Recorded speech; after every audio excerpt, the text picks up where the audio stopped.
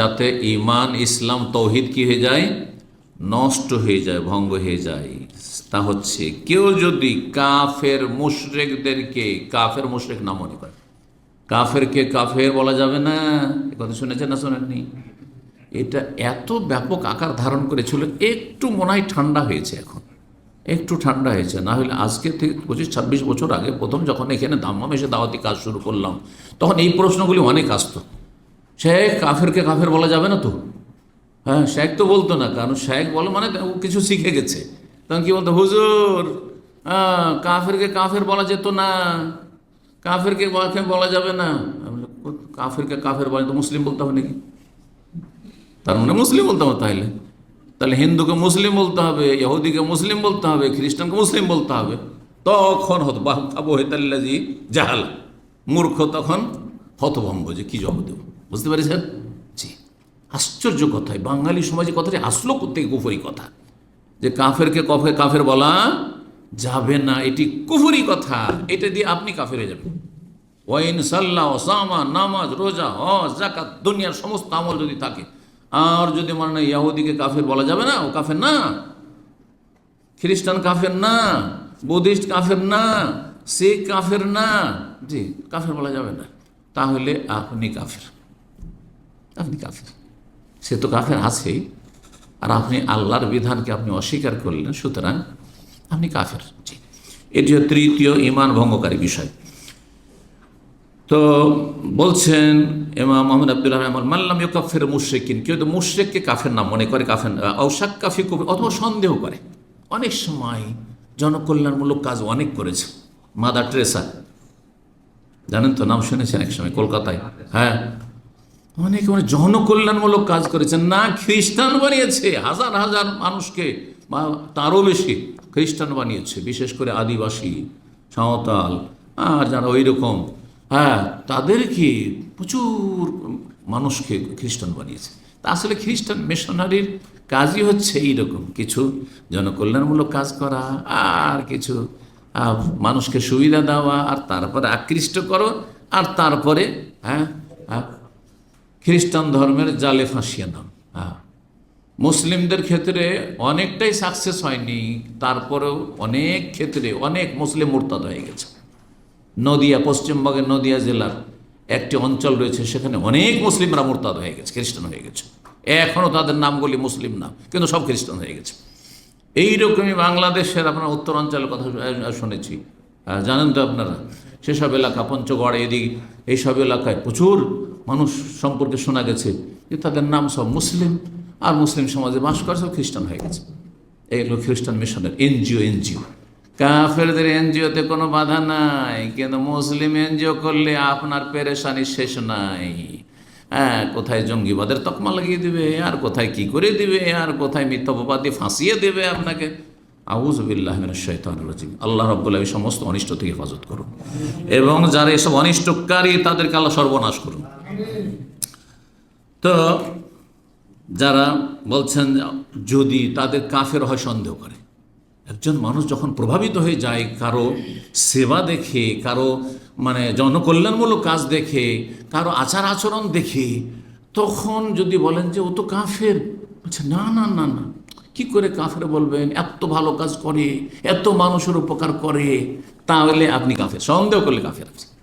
কাফেরকে জন্মসূত্রে যে কাফের, এখানে কাফের বলতে বা কাফের মানুষ জন্মসূত্রে যা মুশরিক, অর্থাৎ অমুসলিমকে কেউ যদি মনে করে যে সে কাফের নয়, সে অমুসলিম নয়, হ্যাঁ, তাদের কাফের বলা যাবে না। আজকাল একটু আবার হালকা করা হয়েছে, আজকাল কাফের বলছে না, অনেক আরবরা বলছে যে কাফের বলাটা একটু হয়ে যাচ্ছে, শক্ত ভাষা হয়ে যাচ্ছে। কি বলতে হবে?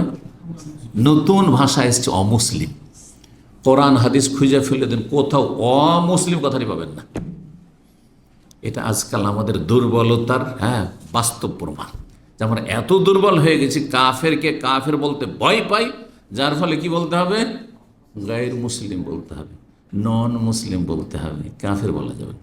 কাফেরটাকে গাল মনে করছি, না না, গাল না। কাফের মানে অবিশ্বাসী, মুমিন বিশ্বাসী, কাফের মানে অবিশ্বাসী। কোনো গাল নয়, এটা কোনো গাল। আপনি বিশ্বাস করেন, মোস্ট ওয়েলকাম, আহলান ও সাহলান, আহলান ও সাহলান। বিশ্বাসী, আল্লাহ বিশ্বাসী, পরকালে বিশ্বাসী, কোরআনে বিশ্বাসী, রসুলে বিশ্বাসী, ভাগ্যে বিশ্বাসী, 5 ওয়াক্ত সালাতে বিশ্বাসী, আহলান ওয়া সাহলান, একবারে হ্যাঁ বুকে জড়িয়ে ধরবো। আপনি আমার চেয়ে বেশি ক্লিন, কারণ আমি তো পাপী, আমার তো পাপের বোঝা আছে, কিন্তু আপনার কিছু নেই, আপনি আজকে ক্লিন হয়ে গেলেন, মায়ের পেটে ভূমিষ্ঠ হওয়ার মতো হয়ে গেলেন। আল ইসলাম ইয়াহদি মা কানা কাবলা, ইসলাম কবুল করে নিলেন, আপনি ইসলামে বিশ্বাসী হয়ে গেলেন। সুতরাং আপনার অতীতের সমস্ত গুনাহ ঝরে গেছে, কিন্তু আমার ঝরার কোনো নিশ্চয়তা নেই। জি, তো বলছিলাম, কেউ যদি সন্দেহ করে যে কাফেরকে কাফের বলবো, এটা কেমন লাগে, আউসাহা মাজহাব, অথবা তাদের ধর্মকে ঠিক মনে করলো। অনেক মুসলিম আছে আজকাল, মডার্ন জন্মসূত্রে মুসলিম, দিন ইসলাম সম্পর্কে একবারে জিরো, কথা বোঝা গেছে। তারা বলে এটাও ঠিক ওইটাও ঠিক। যেমন বেদাতি সমাজের কিছু মানে হালকা বেদাতি হুজুর আছে, তারা কি করে, এইটাও ঠিক, মিলাদ করাও ঠিক, মিলাদুন নবীও ঠিক, সিরাতুন নবীও ঠিক, কথা বোঝা গেছে। আর তারপরে আপনার নিয়ত অন্তর করলেও ঠিক, মুখে পড়লেও ঠিক, রফায়দানও ঠিক, রফায়দান না করলেও ঠিক, আমিন জোরেও ঠিক, আসতেও ঠিক, যেখানে হাত বাঁধেন ছেড়ে দিলেও ঠিক, বুকে হাত বাঁধলেও ঠিক, আর নাভের নিচে বাঁধলেও ঠিক। শুনেছেন না এরকম? এটা আরেকটা মানহাজ মতাদর্শ আছে, সব ঠিক, কাউকে একটু অসন্তুষ্ট করতে চাই না, হ্যাঁ, কাউকে টাচ করতে চাই না, সব ঠিক ভাই। তো বিদাতি বক্তাদের একটি লক্ষণ হচ্ছে সব ঠিক, দাদা বুঝতে পেরেছেন।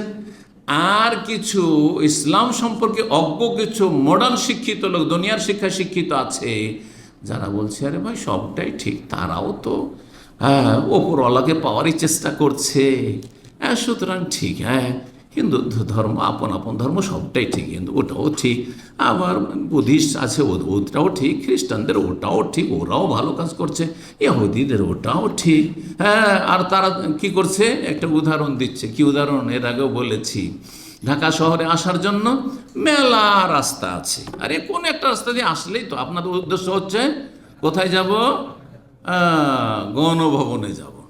এই যে আন্দোলনের সময় চারিদিক থেকে যেখান থেকে আসলেন না ঢাকা, উদ্দেশ্য আসল টার্গেট হচ্ছে ঢাকা পৌঁছা, ঢাকা পৌঁছে গেলেন, বলছে ওই রকমই সমস্ত ধর্ম অবলম্বীর উদ্দেশ্য হচ্ছে ওপরওয়ালা। সুতরাং হিন্দু ধর্ম দিয়েও আসা যায়, খ্রিস্টান ধর্ম দিয়েও আসা যায়, ইহুদি ধর্ম দিয়েও আসা যায়, আর বুদ্ধিজম দিয়েও আসা যায়, আর শিখিজম দিয়েও আসা যায়, আর মুসলিম ইসলাম দিয়েও আসা যায়।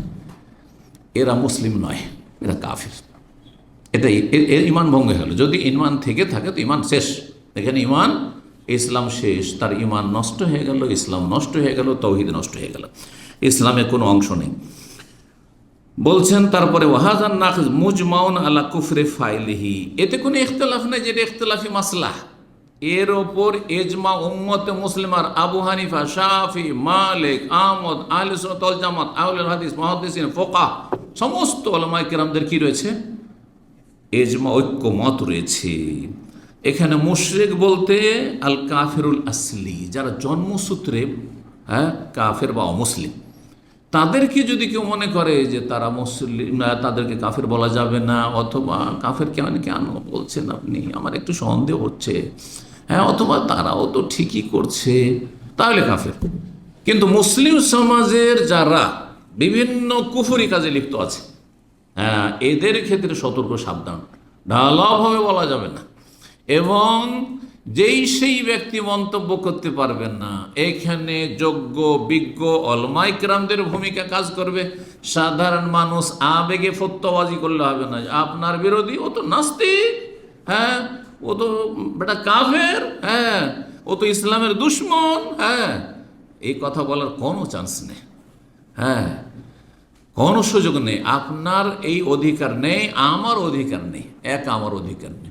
যদি দেখেন যে স্পষ্ট কুফরি কাজে লিপ্ত কেউ, ধরেন একজন জন্মসূত্রে মুসলিম কিন্তু বড় শিরক বা বড় কুফরি দেখছেন, এমন একটা কথা বড় কুফরি, বেশ কিছু এইরকম নেতা মাথা আছেন না মুসলিম সমাজে, কুরবানি করে কি হবে, হ্যাঁ এত রক্তপাত করে আর এত টাকা লস করে দেশের অর্থনীতি নষ্ট করা হচ্ছে না, কথা বলেছে না বলেনি, কথাটি কুফরি কিনা, বলবো কথা কুফরি, কিন্তু সেই ব্যক্তি কাফের কিনা এর জন্য এত সহজে ফতোয়া দেওয়া যাবে না।